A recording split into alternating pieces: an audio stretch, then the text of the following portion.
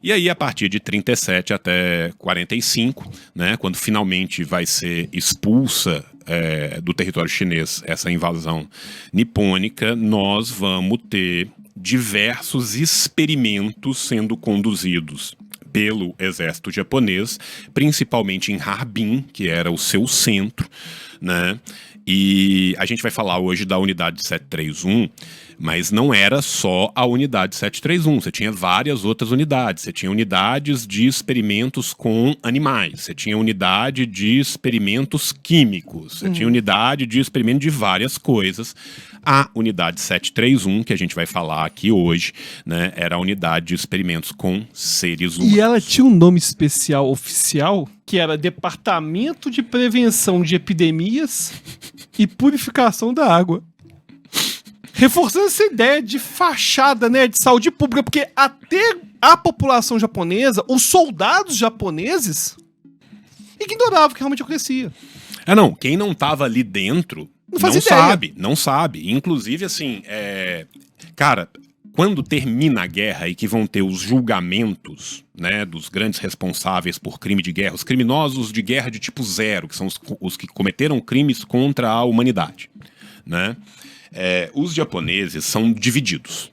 Metade deles são julgados. Metade, assim, modo de falar, né? Eu não tô com dado preciso assim, mas uma parte deles é julgada pelos soviéticos e uma parte deles é julgada pelo Ocidente, né? Porque são os americanos, junto com os britânicos, junto com os franceses, estão julgando eles ali. A metade dos criminosos de crimes contra a humanidade, crimes de genocídio, essa galera responsável pelo que a gente vai estar falando aqui, que foi julgada pelos soviéticos, não sobrou um pra contar a história. Que foi o que aconteceu com os nazistas. Sim. Todos eles foram condenados à pena de morte. A metade ocidente, que é o que o Ocidente julgou, não. Cara, os Estados Unidos bancou, indenizou esse pessoal. Não só banca, não só indeniza, não só não condena, como logo depois, na década de 50, quando a gente vai ter a reestruturação política da sociedade japonesa, são essas mesmas pessoas que vão criar os partidos conservadores, que vão chegar ao poder com vasto dinheiro ocidental entrando, inclusive para segurar uma onda crescente do socialismo. O Japão, o Partido Comunista Japonês, chegou a ter um candidato que tinha possibilidades reais de ganhar. Era cogitado que ele podia ganhar. Esse cara foi assassinado ao vivo num debate por um militante de extrema-direita japonesa que entrou correndo com uma katana e empalou ele com uma katana. Esse vídeo é disponível no YouTube. É uma das coisas mais bizarras e assustadoras. O cara entra Não foi um sniper. Não, o cara entra e entra naquela pose de samurai japonês medieval clássico, assim, sabe? O cara entra assim... Vagabonde.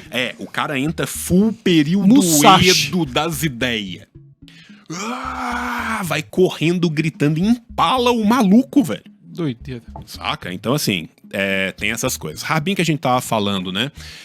Era próximo da União Soviética, a gente tem que lembrar, né? Que a China também tá ali na fronteira, né? E eles tinham muito medo da espionagem soviética por conta dessa proximidade, e é por isso que eles não falavam pra ninguém. E eu tava falando isso dos julgamentos, por quê? Porque foi um choque para boa parte da sociedade japonesa. Porque foi durante esses julgamentos, e principalmente os julgamentos dos soviéticos, que eles botaram as cartas na mesa e mostraram o que esse pessoal fez, que boa parte da sociedade japonesa, e boa parte, por exemplo, dos outros criminosos de guerra de tipo mais leve, descobriram a unidade 731. Eles sequer sabiam, entende? Isso era uma coisa lá da elite mesmo, assim, quem não estava diretamente envolvido não sabia mesmo.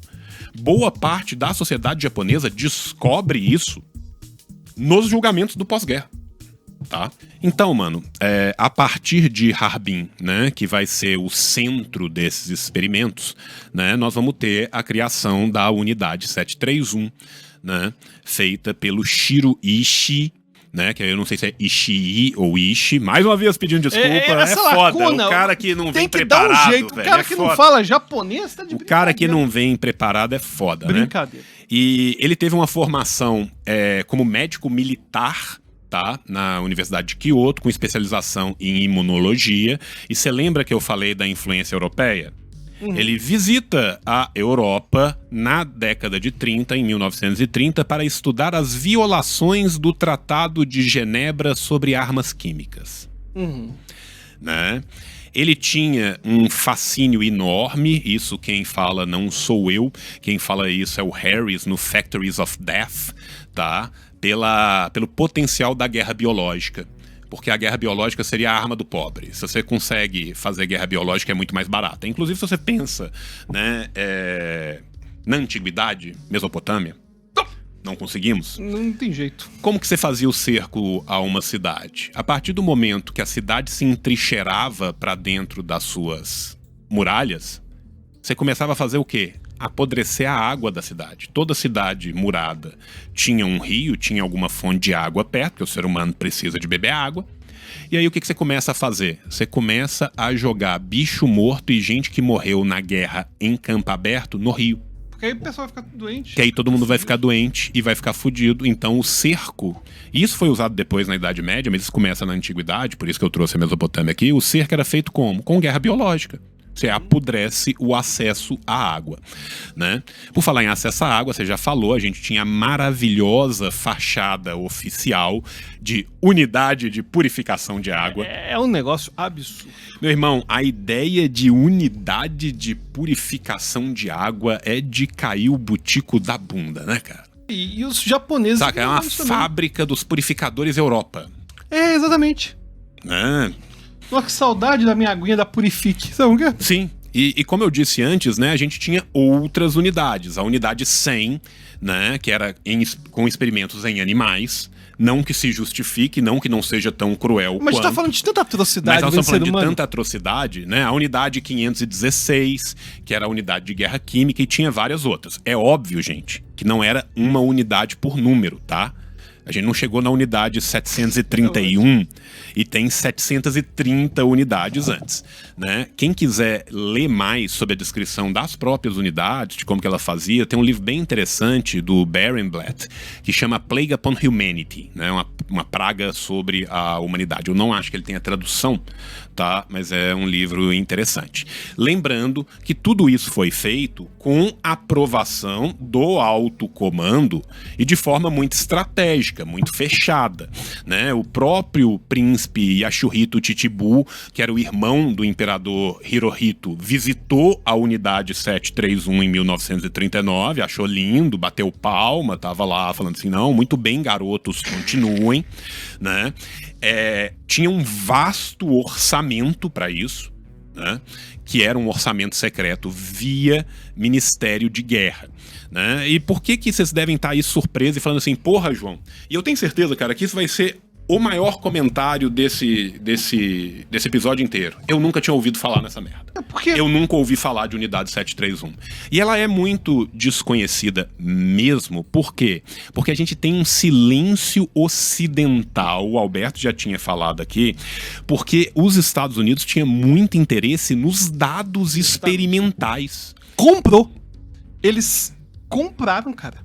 Saca? Então, assim, se de um lado você tem um interesse gigante das potências ocidentais e principalmente os Estados Unidos nesses dados, pensando na Guerra Fria, né? E aqui vamos lembrar, gente, que tem várias coisas que vão se consagrar na Segunda Guerra que não são invenções da Segunda Guerra. Campo de concentração não começa na Segunda Guerra. Não é uma ideia que o Adobe Ripley teve um dia numa quarta-feira, né? Campo de concentração é uma ideia do século XIX. Campos de concentrações foram usados, inclusive contra a população filipina, por exemplo, na guerra dos Estados Unidos com a Espanha, tá? Eles são anteriores a isso. As ideias racialistas que a gente estava falando também são muito anteriores, gente. Pensa de quanto que é a Ku Klux Klan. Quem cria o termo Underman, que vai virar o Untermensch em alemão, não é um alemão. É um estadunidense chamado Lothrop Stoddard, que era dragão da Ku Klux Klan e que, por um acaso, foi conselheiro presidencial de 3 presidentes diferentes, 2 democratas e um republicano. Não, o termo de desumanização, no Oriente os japoneses chamavam os chineses de tronco. Sim. Já existia. Tronco, né?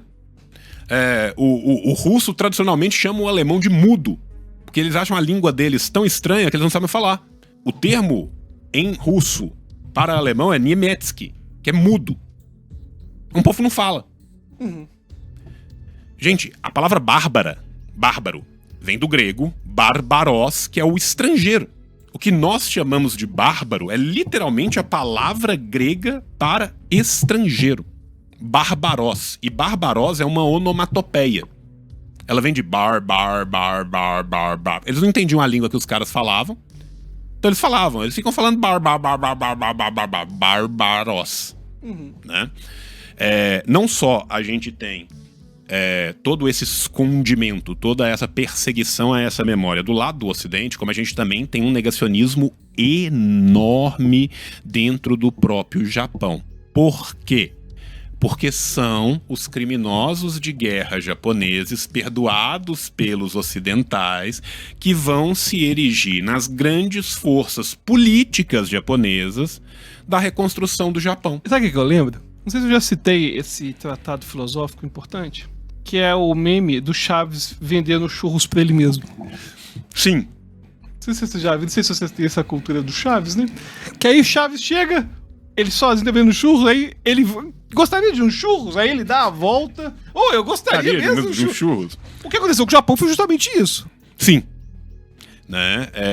E aí, gente, essas mesmas pessoas que estavam, né, entrando para dentro do poder eram as pessoas que estavam participando de boa parte desses experimentos. Eu não tô falando aqui, gente, que o Japão foi erigido pelos líderes da Unidade 731. Eu tô falando aqui que a cúpula militar japonesa, de forma geral, que foi julgada pelo Ocidente, foi perdoada e colocada de volta no poder exatamente para que o Japão servisse de contenção na Ásia à expansão do comunismo. A gente tem que lembrar que logo depois da Segunda Guerra Mundial, os coreanos tomam a Coreia do Norte. Claro. Nós temos que lembrar que a China unifica a China. O Chiang Kai-shek e o Kuomintang foge para Taiwan. A Mongólia já era socialista. Porra, se os três maiores impérios da Ásia do Leste como um todo historicamente, Mongólia, China e Japão virar socialista, fudeu. Acaba a presença capitalista na Ásia. E era muito interessante também a reconstrução do Japão. Os Estados Unidos não destroem o Japão, né? Porque assim, o Japão no final da guerra, gente, já tinha perdido há muito tempo. Claro. Né? Já tinha perdido há muito tempo. Inclusive, muito se questiona. Já estavam no nível de sedição há muito tempo. Não tinha necessidade nenhuma de soltar bomba em cima deles. Necessidade nenhuma. Muitos questionam muito a necessidade, né, de soltar essas bombas. Pra que as bombas foram soltadas? Para duas coisas. Demonstração de poderio bélico militar dos Estados Unidos contra a União Soviética. Vamos lembrar que a gente tem uma mudança gigantesca interna dentro dos Estados Unidos durante o período da guerra, né? Quem termina a guerra é o Ted, de direita até falar chega, né? Então, quando ele entra no comando dos Estados Unidos, ele já tá pensando lá na frente. Essa guerra já tá quase ganha. A nossa, entre aspas, próxima guerra é contra esses vermelhos aí. É contra esses russos aí. Vamos mostrar pra eles que aqui eles não se criam. Mete as bombas. E metendo as bombas tem um segundo ganho, que é a reconstrução. Claro, claro. Que dá dinheiro para um caralho. É igual... Agora, uma coisa interessante que, quando eu comecei a estudar sobre a unidade 731, a ideia de usar arma biológica estava tão conectada no Japão que tinha achado documentos de planos de jogar peste bubônica na cidade de San Diego, Estados Unidos. Cara, eles tinham essa ideia de jogar peste bubônica e só não julgou porque os Estados Unidos, o Japão se rendeu antes. Sim, só não rolou porque não deu. Não é que os caras não queriam. Né? É a mesma coisa quando você vai estudar os documentos desclassificados da da Guerra Fria hoje em dia. Os Estados Unidos, na década de 60, tinham um plano de jogar 100 e poucas bombas atômicas nas principais cidades da Rússia e da China, porque sim. A tradução é desclassificado? Não sei, né? Não é. É sem sigilo. Sem sigilo. É declassified. Eu caí no estrangeirismo agora. Hoje brutal, o senhor tá foda. Não fala japonês. Não falo japonês. Errou a tradução do inglês agora. Sou um colonizado filho da puta que fica falando estrangeirismo. Hoje tá foda. Né? E boa parte daquilo que a gente consegue ter hoje, né? Os 10 secretos. Os documentos são secretos. Só pra gente fechar, que a gente já tá estourando nosso tempo também, né? Boa parte da documentação que a gente tem acesso hoje, a gente tem por causa dos sobreviventes chineses e dos processos judiciais fracassados desses sobreviventes. Né? Então, muito do que a gente vai falar aqui no nosso próximo episódio, exatamente, né, vai vir exatamente desses processos judiciais, porque eles entraram na justiça, não só na China, né, porque não ia adiantar, mas no Japão, né, justiça japonesa, e perderam, tá? Perderam.